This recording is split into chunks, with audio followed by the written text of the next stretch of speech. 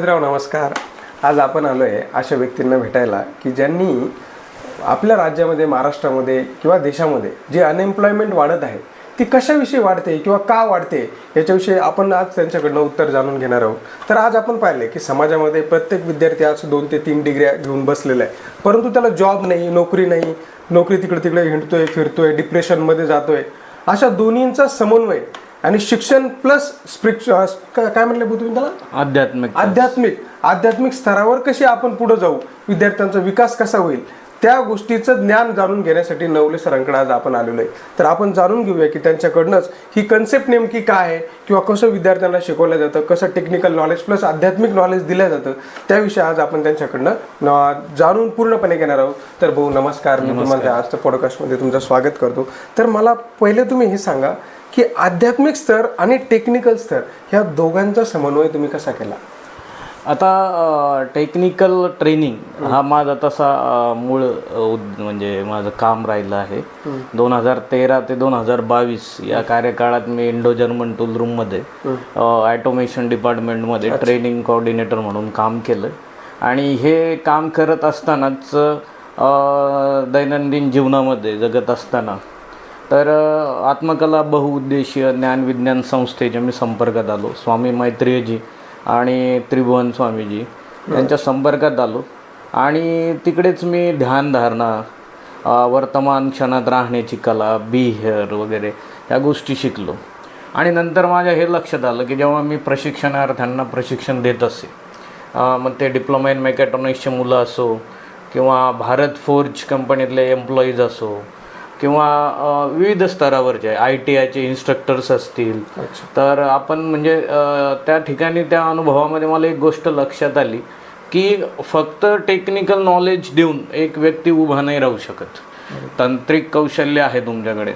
आता आमच्याकडे सुद्धा तंत्रज्ञानामध्ये कौशल्य असलेले बरीच लोक असायचे, पण ते गोंधळलेले असायचे. त्यांचं त्या विषयातलं ज्ञान हे प्रचंड मोठं असायचं, परंतु ते ॲप्लिकेशनमध्ये आणताना ते गोंधळलेले असायचे.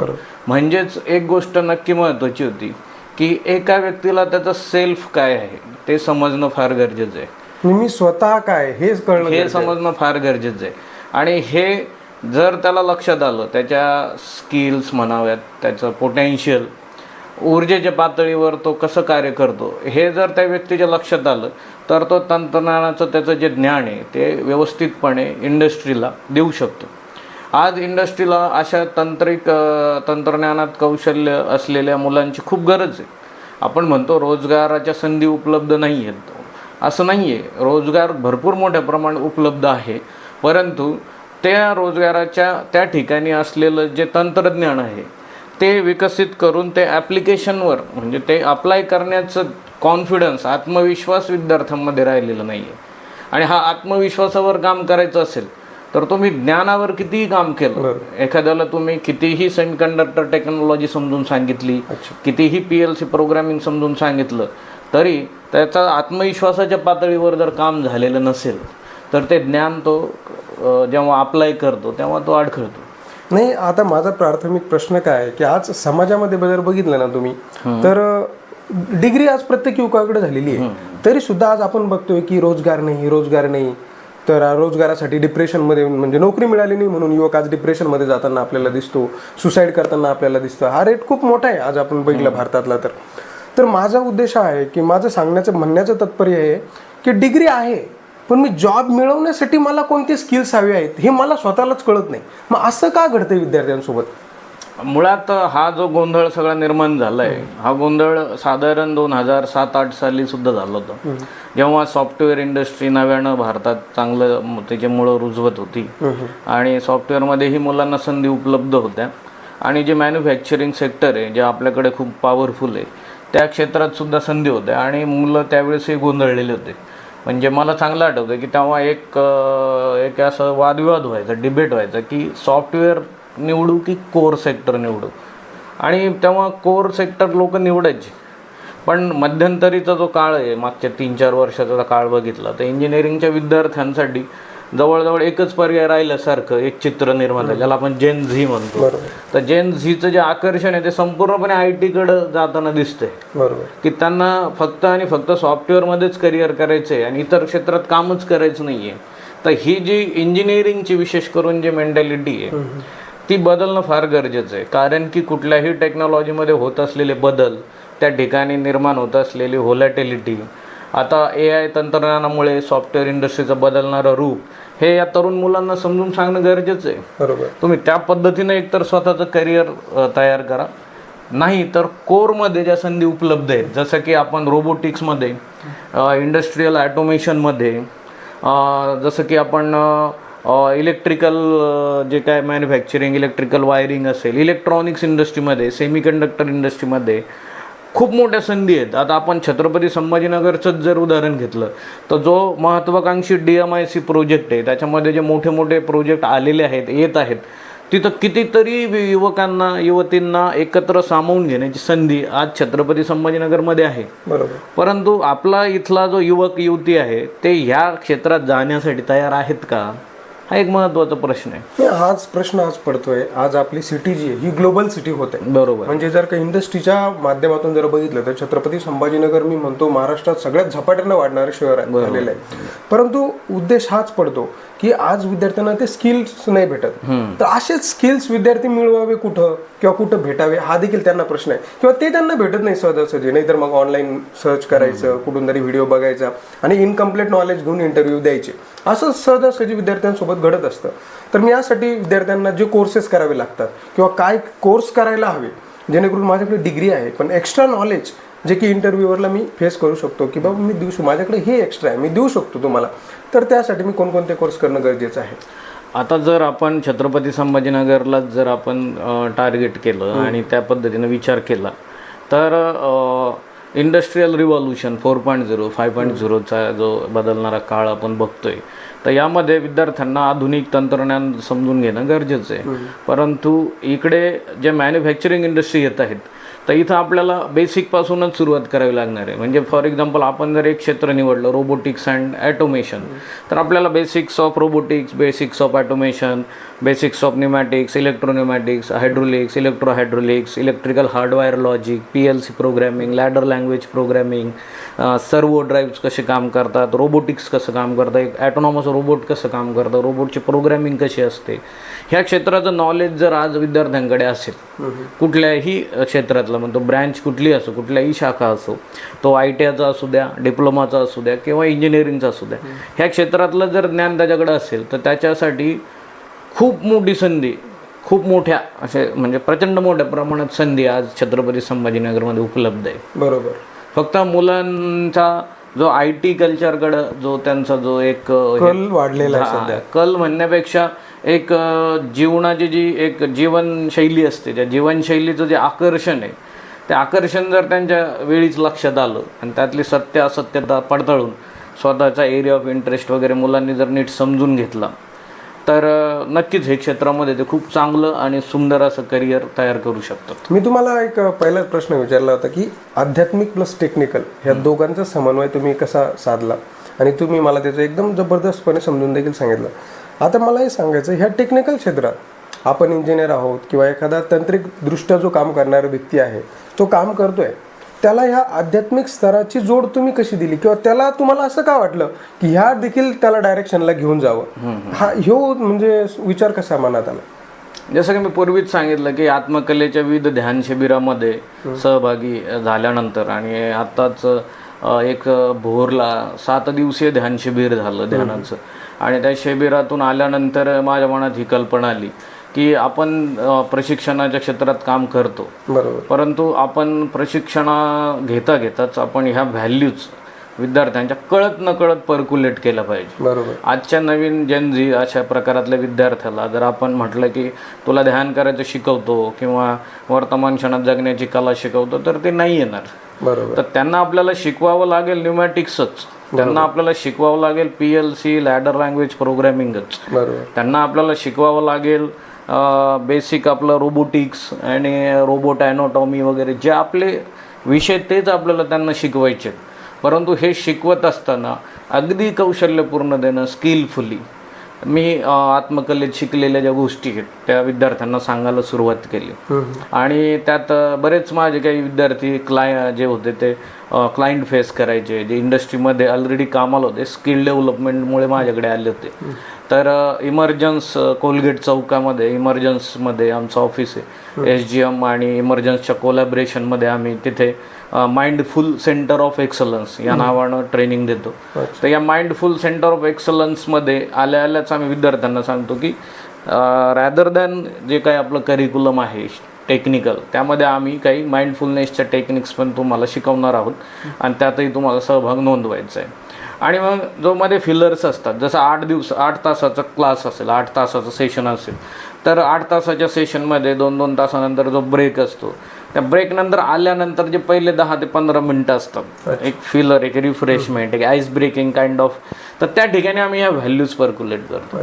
की त्या ठिकाणी आम्ही त्यांना छोटंसं ध्यानाची प्रॅक्टिस करून घेतो, किंवा त्या ठिकाणी आम्ही त्यांना वर्तमान क्षणात जगण्याचं, जसं बी हिअर हे आमचं एक स्लोगनच आहे SGMचं, की बी हिअर लर्न नाव, म्हणजे या क्षणात राहा, बी हिअर, आत्ता जे चालू आहे त्यात राहा. आणि मग ते उपस्थिती त्यांची हे होते, अटेंटिव्हनेस वाढते विद्यार्थ्यांची. आणि आम्हाला त्याचा तसा फीडबॅकही आला की आमचे काही विद्यार्थी जे क्लायंट फेस करत होते, तर क्लायंटकडे गेल्यानंतर मशीन दुरुस्त वगैरे करत असताना समोरच्या कस्टमरचा होणारा त्रागा आणि त्याला कसं हँडल करायचं हे पूर्वी त्यांना जमत नव्हतं. पण आपलं हे प्रशिक्षण पूर्ण केल्यानंतर त्यांनी ते स्वतःला एक सेल्फ सांगितलं की बी हिअर, वर्तमान क्षणात राहा. त्यांना आम्ही काही पॉझिटिव्ह सेल्फ टॉक शिकवले होते, जसं की माझे शारीरिक सामर्थ्य वाढत आहे, माझे मानसिक सामर्थ्य वाढत आहे, माझे आत्मिक सामर्थ्य वाढत आहे. हे सुद्धा आत्मकलेच्या 7 दिवसीय ध्यान शिबिरातच मी शिकलो. तेच मी विद्यार्थ्यांना शिकवलं की अशा प्रसंगी तुम्ही असं म्हणा. आणि मग त्यांना तो जो समोरचा व्यक्तीचा जो राग आहे, क्रोध आहे, आणि त्यातून त्यांच्यावरती होणारे जे परिणाम आहे ते त्यांना सूक्ष्मपणे बघता यायला लागले, निरीक्षण करता यायला लागले. आणि मग आपल्या आतमध्ये होणाऱ्या हालचाली एकदा त्यांच्या लक्षात आले की ते त्यावर सहजच त्याला हे करू शकले, हँडल करू शकले.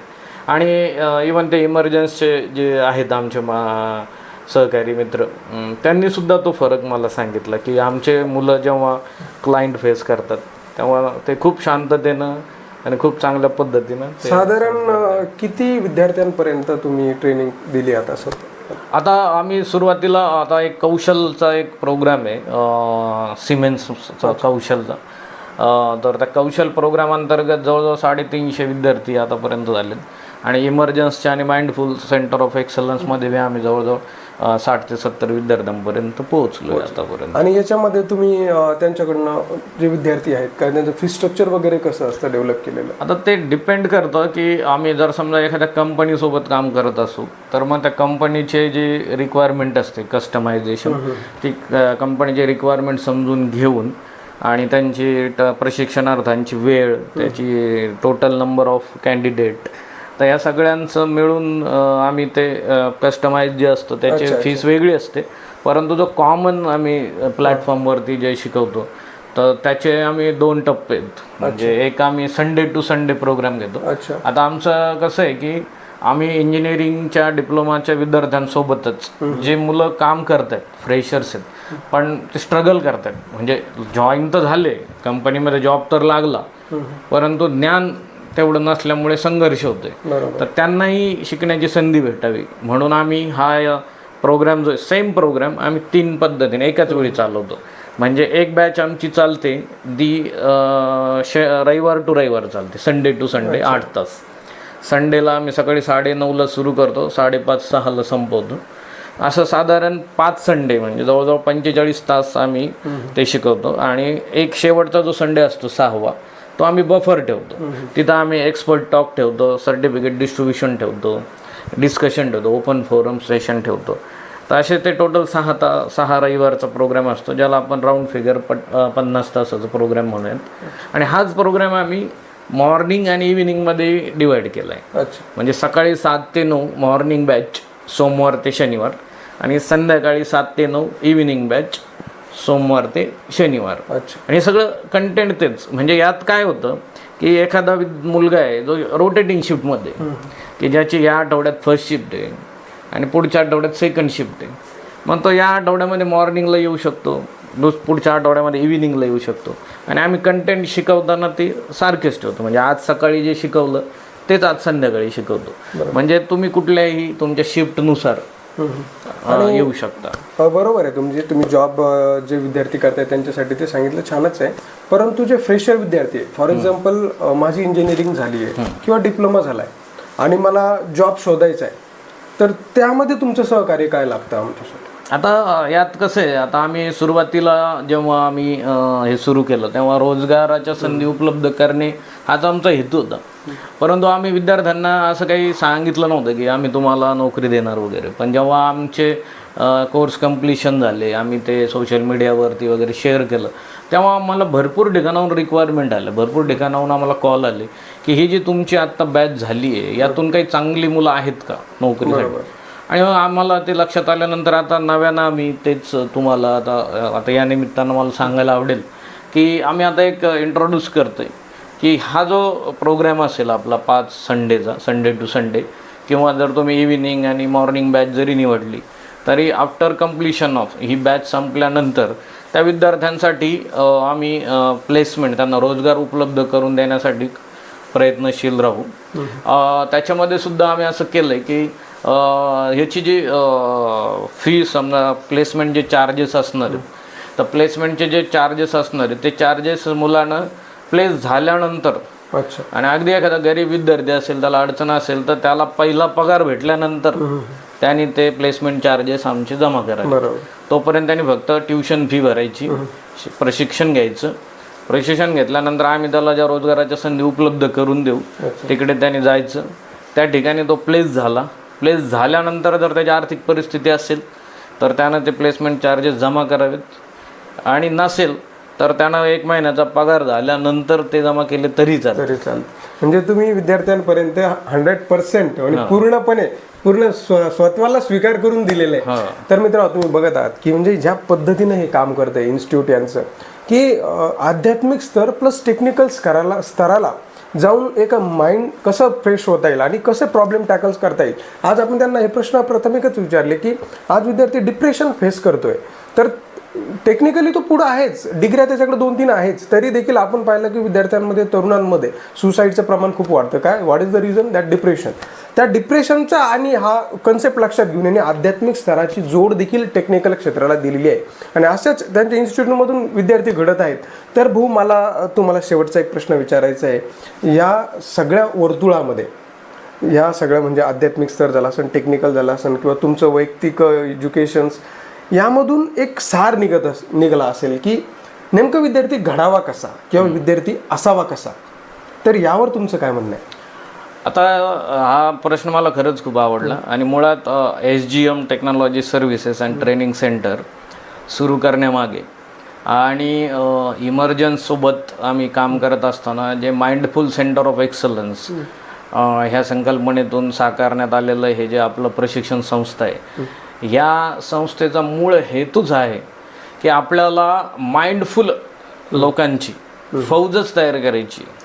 माइंडफुल लोकांची फौज, जे प्रचंड सकारात्मक असतील जीवनाबद्दल, ज्यांना जीवनाबद्दल म्हणजे मी कोण आहे या प्रश्नाचं त्यांच्याकडे सारासार उत्तर असेल, जे बी हेअरमध्ये म्हणजे वर्तमान क्षणात जगत असतील, ज्यांचा स्वसंवाद जो असणार आहे स्वतःशी, जो सकारात्मक स्वसंवाद असेल सतत, जसं की आपण म्हणतो की your word creates your word, तुमचे शब्दच तुमचं विश्व निर्माण करतात.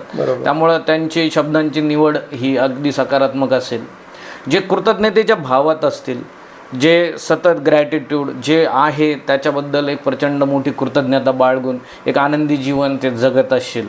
आणि जसं आत्मकलेमध्ये जसं आपण शिकलो की आत्मकलेचं बघा की आत्मकला विज्ञान ध्यान केंद्राचं स्वस्थ शरीर, स्वस्थ मन आणि आनंदी जीवन, हे जे सूत्र आहे, हेच सूत्र म्हणजे अशी एक फौज, अशी लोक, अशी एक संघटन तयार होईल त्यातून, की जे विविध टेक्निकल क्षेत्रामध्ये काम करत असताना सुद्धा जे या तत्वावरती काम करतील, जे शारीरिकरित्या, मानसिकरित्या आणि आत्मिकरित्या सामर्थ्यवान असतील, आनंदी असतील. आणि हेच आपलं उद्देश आहे. ज्याप्रमाणे भाऊनी सांगितलंय की युवक कसा असला पाहिजे, तर याच्यावरती छान दिले विचार. स्वस्थ शरीर, स्वस्थ मन आणि आनंद जीवन, हेच जर माणसाकडे असेल तर माणूस हा कोणत्याही क्षेत्रात जाऊन कुठेही चांगल्या पद्धतीनं काम करू शकतो, असं माझं प्राथमिक मत आहे. तर भाऊने छान प्रकारे आपल्याला सांगितलेलं आहे, नवले सरांनी जी आपल्याला इन्फॉर्मेशन दिलेली आहे ते नवीन जे विद्यार्थी नेमकंच डिग्री घेऊन आलेले आहेत त्यांच्यासाठी खूप गरजेची आहे की त्यांनी कशा प्रकारे स्किल्स वाढवले पाहिजे, कसे स्किल्स आपल्यामध्ये डेव्हलप केले पाहिजे. टेक्निकल क्षेत्रासोबत आध्यात्मिक क्षेत्राची जोड ज्यावेळेस विद्यार्थ्याला भेटते किंवा त्या व्यक्तीला भेटते त्यावेळेस तो त्याच्या ऑफिसमध्ये, कंपनीमध्ये कशा प्रकारे त्याचं काम केलं पाहिजे किंवा कोणी आज फ्रस्ट्रेशनमध्ये जातात त्यावेळेस काय आपण प्रॉब्लेम त्यावरती सोल्युशन काय केलं पाहिजे, त्या प्रॉब्लेमला कशा प्रकारे फेस केलं पाहिजे, या सगळ्या गोष्टी भाऊंच्या शिबिरात घेतल्या जातात. शिबिर म्हणल्यापेक्षा ते टेक्निकल इन्स्टिट्यूट मी त्याला म्हणेल, त्या टेक्निकल इन्स्टिट्यूटमध्ये घेतल्या जातात. टेक्निकल क्षेत्रासोबत आध्यात्मिक क्षेत्राची जोड त्या विद्यार्थ्याला दिली जाते आणि त्यातून घडतो तो खरा विद्यार्थी, असंच मी म्हणेल. भाऊंनी छान प्रकारे आपल्याला माहिती दिलेली आहे. मी सर्वांचे आभार मानतो. सर्वांनी आपले व्हिडिओ बघितलेत. सर्वांनी जे व्हिडिओ बघत असेल त्यांनी सबस्क्राईब आपलं चॅनल करायला विसरू नका. असेच आपण तुमच्यापर्यंत छोटी मोठी माहिती घेऊन येत असतो आणि ही माहिती सर्वांच्यासाठी उपयोगी असते हे मला माहिती आहे. आणि भाऊंना देखील मी आभार मानतो की त्यांनी आपल्याला त्यांचे 10 मिनिटं वेळ दिला आणि आपल्याला एक छोटाखानी इंटरव्ह्यू दिला. तर भाऊ धन्यवाद. धन्यवाद आप्पा. मी पण सर्वांना एक विनंती करतो की सर्वांनी आमचं इमर्जन्सचं जे कार्यालय आहे कोलगेट चौकात वाळूज MIDCमध्ये तिथं व्हिजिट करा आणि हे प्रशिक्षण ज्याच्यामध्ये आम्ही जे एक बेसिक प्रोग्राम आहे एक ॲडव्हान्स प्रोग्राम ठेवलेला आहे. तर बेसिक प्रोग्राम आम्ही सुरू करत आहोत ज्याच्यामध्ये आपण pneumatics, electropneumatics, electrical hardware, logic, PLC programming, Mitsubishi आणि सिमेन्स, लॅडर लँग्वेज प्रोग्रॅमिंग ज्याचे सेशन्स, प्रॅक्टिकल वगैरे आणि इंडस्ट्री रेडी विद्यार्थी तयार करण्यासाठी आपला तो प्रयत्न आहे. आम्ही प्लेसमेंटही तुम्हाला त्या ठिकाणी प्रोव्हाइड करणार आहोत आणि सोबतच एक व्यक्तिमत्व विकासासाठी आत्मकलेतून शिकलेल्या ज्या गोष्टी आहेत त्यासुद्धा तुमच्या जीवनामध्ये पर्क्युलेट करण्याचा या प्रशिक्षणाच्या माध्यमातून प्रयत्न असेल. तर नक्कीच तुम्हीसुद्धा आम्हाला सेवेची संधी द्या अशी मी विनंती करतो आणि आप्पांनी आम्हाला हा वेळ दिला त्याबद्दल मी त्यांना कृतज्ञता व्यक्त करतो. धन्यवाद.